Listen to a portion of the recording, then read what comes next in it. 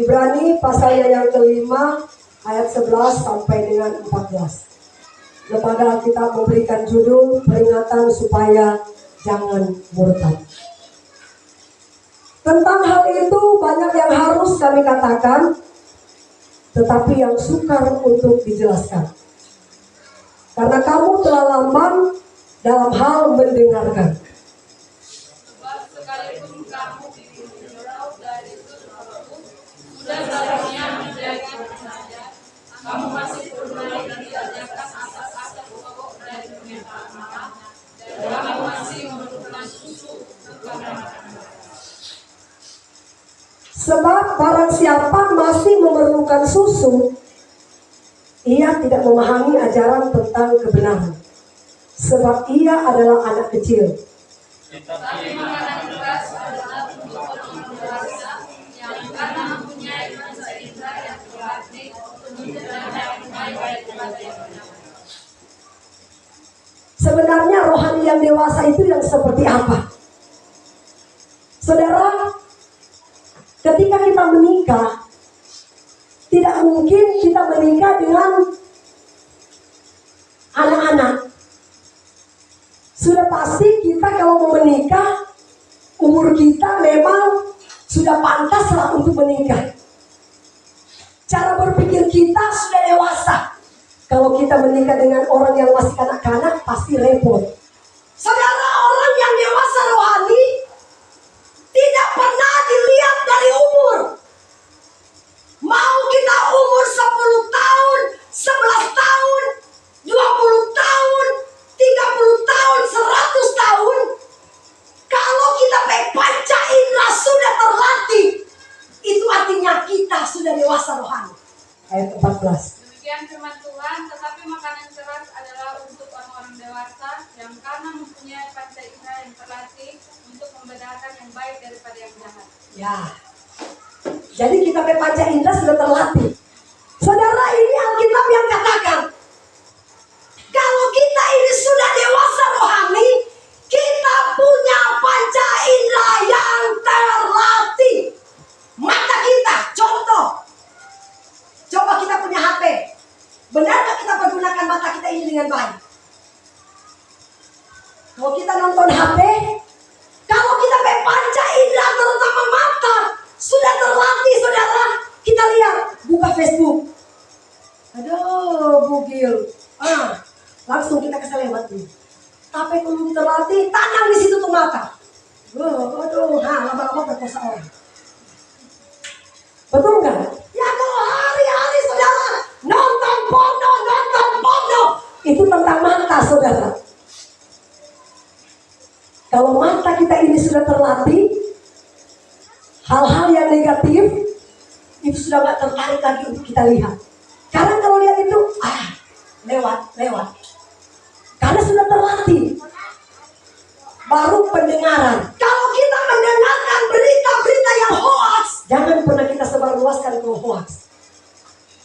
Kalau fakta, kalau kita mendengarkan berita fakta, mungkin itu diizinkan Tuhan, kita semua tahu. Fakta, saudara tahu, saya kasih contoh, Daud. Ketika Daud bersinah dengan Berseba, Daud sembunyikan dosanya. Ya. Dia berusaha sembunyikan, saudara, akhirnya gara-gara dia ingin menyembunyikan dosanya pada waktu dia berzina dengan Berseba, karena pada waktu itu Berseba hamil. Dia berusaha supaya ini Uria pulang dari pertempuran tidur dengan istrimu. Uria tidak mau, karena berita di Israel sudah heboh. Raja sudah tidur dengan istrinya, makanya dia nggak mau tidur dengan istrinya. Karena berita itu sudah tersebar. Tuhan katakan, saudara, walaupun Daud berusaha menyembunyikan dia punya dosa, tetapi Tuhan buka di muka semua bangsa Israel. Apakah bukan Tuhan yang mengizinkan itu? Itu bukan berita hoax. Kalau mungkin kita membicarakan fakta, itu benar. Itu mungkin saya rasa memang diizinkan Tuhan kita membicarakan itu karena fakta. Ya kan, tapi kalau hoax hati-hati. Kalau belum ada bukti kita cerita, nah kita pasti berdosa. Makanya telinga kita harus hati-hati mendengar. Amin. Baru apa lagi? Lidah. Firman Tuhan bilang, akibat lidah badan binasa. Lidah ini anggota kecil saudara, tetapi bisa menghanguskan seluruh tubuh. Karena apa? Karena lidah. Saudara, orang yang dewasa rohani, ketika Yesus menjemput gereja Tuhan, dia mau menikah dengan gereja yang dewasa, bukan gereja kanak-kanak. Artinya, gereja yang dewasa, gereja yang sudah mantap, gereja yang siap telan makanan yang keras. Sebab barang siapa masih membekukan susu, dia tidak memahami ajaran tentang kebenaran, sebab ia adalah anak kecil. Tetapi makanan keras adalah untuk orang-orang dewasa yang akan mempunyai panca indera yang terlatih untuk membedakan yang baik daripada yang jahat. Kalau dia masih anak-anak, masih bayi, dia pasti butuh susu. Ada ibu dokter di sini. Bu, kira-kira Bu, kalau ASI, anak bayi sehat itu umur berapa harus berhenti minum ASI? Ada bulan aja, ini kata dokter. Haleluya. Kita tidak tahu saudara, kalau sudah lebih dari 6 bulan, apakah ASI itu masih bergizi atau tidak? Ya kan? Jadi seperti itu. Saudara, Alkitab katakan begini, kalau saudara dan saya mau dewasa, jangan suka dengan firman yang lebar terus, berkat terus. Aduh, kalau ibu pendeta khotbah tentang mabuk, berhenti kalau saya mau sembahyang minggu depan. Ayo. Yesaya pasalnya yang ke-5 ayat 11. Firman Tuhan, celakalah mereka yang bangun pagi-pagi dan terus mencari minuman keras dan duduk-duduk sampai malam hari, sedang badannya dihangatkan angin. Tuhan bilang celaka, minum sampai pagi, cari minuman keras. Oh, sampai pagi bete. Firman Tuhan bilang celaka. Yang lebih parah lagi ayat 22. Coba. Oh, orang kalau sudah ada acara-acara, itu minuman keras itu gak pernah lepas. Bete, apalagi yang jago-jago campur-campur minuman keras. Demikian firman Tuhan, celakalah mereka yang menjadi jago minum dan juara dalam mencampur minuman keras. Oh, Pak, ini Tuhan yang bilang, Pak, ya bukan saya. Tuhan bilang celaka. Celaka orang yang jago mencampur minuman keras. Coba, 1 tahun Tuhan kasih kita kesempatan, campur terus minuman keras setiap hari. 2 tahun, campur terus minuman keras. Kalau tidak bertobat, pasti dipotong. Kalau tidak berbuah, 1 tahun, 2 tahun, 3 tahun, dia lihat, dia datang, tidak pernah berbuah, cuma banyak daun, tidak ada buah, pasti ditebang. 1 tahun, Tuhan kasih siram kita dengan firman, banyak daun, tetapi tidak ada buah. Hati sudah penuh dengan firman, tapi tidak ada buah, pasti dia potong. Maafkan kalau saya keras ya. Saya cuma juru bicaranya Tuhan. Saya tidak mau kompromi kalau ada di atas mimbar. Sudah sepantasnya saya kasih makanan keras. Jangan sesat. Sudah tahu-tahu kita beriman belum sampai di situ, bergaul dengan orang yang suka mabuk.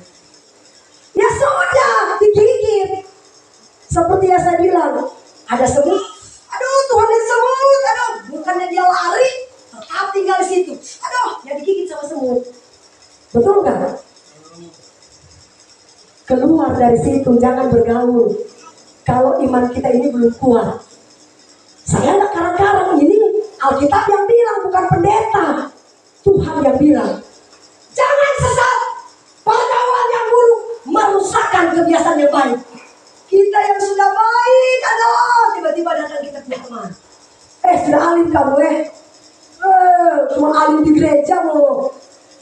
Ayo kita ke sana. Aduh, perasaan ibu pendeta kalau saya nggak ikut. Perasaan. Mau ikut perasaan manusia atau perasaan Tuhan? Memang kalau ikut perasaan Tuhan kita akan dibenci manusia. Itulah resiko. Ikut perasaan manusia, kita dibenci oleh Tuhan. Ikut perasaan Tuhan, kita dibenci oleh manusia. Tuhan itu, cara dia mengasihi manusia beda dengan kita. Kalau kita mungkin mengasihi, kasih dia uang. kau kasih dia segala sesuatu apapun yang dia minta. Tapi Tuhan enggak. Dia bilang, barang siapa aku kasihi, dia ku tegur dan ku hajar. Wahyu 3 ayat yang ke-19. Demikian firman Tuhan, barang siapa ku kasihi, dia ku tegur dan ku hajar. Sebab itu relakanlah hatimu dan bertobatlah. Saudara, ini firman-Nya bukan saya. Tuhan yang bilang. Bayangkan standar Tuhan mengasihi saudara dan saya, dia bilang bukan Tuhan minta saya rumah, Tuhan bilang nih, Tuhan minta saya mobil, nih, ya Tuhan bilang barang siapa aku kasih, ku tegur dan ku hajar. Kalau saya tegur lewat firman, tidak pernah berubah, tidak pernah bertobat, dia bilang lebih baik aku hajar. Untuk itu relakanlah hatimu untuk hidup Tuhan. Amin. Tuhan yang bilang bukan saya. Saudara, coba Amsal, tegur nyata-nyata daripada kasih yang tersembunyi. Saya lebih baik seperti itu, saudara. Ya, Amsal pasal yang ke-27 ayat yang ke-5. Coba, siapa saudara ibu bacakan buat Tuhan. Demikian firman Tuhan, lebih baik teguran yang nyata-nyata daripada kasih yang tersembunyi. Saudara, saya tidak mau munafik. Kalau saya melihat ada di antara jemaat melakukan kesalahan, kita keluar. Biar aja kalian marah, gak apa-apa. Yang penting Tuhan senang. Amin. Aku tegur. Tuhan yang bilang, saudara, lebih baik tegur nyata-nyata daripada saya pura-pura munafik. Tidak apa-apa. Tuhan bilang nanti aku pukul kamu. Saya tidak mau, saudara. Kitab Yehezkiel itu terjadi sama saya. Yehezkiel 3 ayat 17 sampai 19 ya. Demikian firman Tuhan, hai anak manusia, aku telah menetapkan engkau menjadi penjaga kaum Israel. Bila mana engkau mendengarkan suatu firman daripadaku, peringatkanlah mereka atas namamu. Terus. Kalau aku berfirman kepada orang jahat, engkau pasti dihukum mati. Dan engkau tidak memperingatkan dia atau tidak berkata apa-apa untuk memperingatkan orang jahat itu dari hidupnya yang jahat, supaya ia tetap hidup. Orang jahat itu akan mati dalam kesalahannya, tetapi aku akan menuntut bertanggung jawab atas nyawanya daripadamu. Haleluya. Saudara, saya takut dengan ayat ini. Tuhan bilang begini, kalau engkau melihat orang melakukan kesalahan, kamu adalah hamba yang aku utus.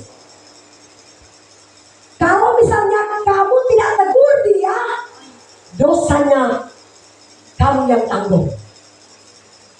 Tapi kalau kamu sudah tegur, kamu sudah peringatkan dia supaya dia jangan mabuk, jangan judi, tapi dia tidak mau keluar dari dosa itu, oke? Kau menyelamatkan nyawamu, dia penyawa, dia tanggung sendiri. Yang penting kamu sudah sampaikan apa yang diperintahkan Tuhan terhadap kita semua. Amin. Saya nggak mau. Lebih baik saya menyenangkan hati Tuhan daripada saya menyenangkan hati manusia. Karena ini Alkitab yang katakan, bukan saya yang katakan. Jadi, bapak-bapak dengar. Jawab dengan jujur. Siapa yang suka mete sampai pagi di sini? Coba angkat tangan. Oh, orang kudus semua. Haleluya. Oh, majelis jujur. Berikan tepuk tangan. Kalau kita mengaku dosa, Tuhan setia dan adil. Dia pasti akan mengampuni kita. Amin. Yang di belakang nggak ada, bete-bete sampai pagi kalau ada acara. Oh, nggak ada yang ngaku katanya. Haleluya. Saudara ingatkan, saya ingatkan. Tuhan masih kasih kita kesempatan. Selagi pintu kemurahan Allah masih terbuka sampai detik ini, mari saudara, kita bertobat sungguh-sungguh di hadapan Tuhan. Jangan sampai pintu kemurahan Allah tertutup, baru kita menyesal. Seperti sama Nuh. Nuh, bukakan pintu Nuh. Nuh, bukakan pintu Nuh. Nuh bilang, waktu saya minta bantuan sama kalian, ayo kita buat bahtera. Karena Tuhan mau kasih tsunami, kalian malah ejek saya. Kalian tetap aja berpesta orang. Sekarang Tuhan sudah tutup tuh pintu bahtera, baru kalian menangis merengek-rengek. No, sudah terlambat. Sudah terlambat. Saudara, Saya kasih tahu, ketika Nuh membuat bahtera, Tuhan katakan begini, Nuh, kasih masuk semua keluargamu di dalam bahtera. Orang-orang yang tidak mau mendengarkan engkau, tutup pintu, jangan mereka masuk. Saudara tahu, ketika saudara dan saya mendengarkan firman Tuhan, datang ke gereja setiap beribadah, itu artinya kita sedang membangun bahtera Nuh di akhir zaman ini. Amin. Untuk itu mari kita benahi iman kita di hadapan Tuhan. Ya, jangan pernah berlama-lama, supaya ketika Tuhan datang menjemput kita, kita katakan, saya Tuhan. Karena ingat, Tuhan datang dua hal, menjemput secara pribadi, dua secara umum. Secara pribadi, saat ini sehat-sehat, tiba-tiba besok dijemput. Tuhan bilang, saya percaya kita semua ini sudah dewasa rohani, nggak mudah lagi tersinggung. Amin. Sudah siap kita punya hati kasih firman yang keras. Tuhan bilang, kalau kita nak mau makan ini firman keras, susu terus. Nanti Tuhan datang, dia tidak mau menikah dengan kita. Karena Tuhan mau menikah dengan gereja dewasa, bukan anak-anak yang masih muda tersinggung. Kita gereja yang dewasa, amin. Tidak tersinggung, amin. Oh, saya sebelah sini yang amin, sini enggak. Amin.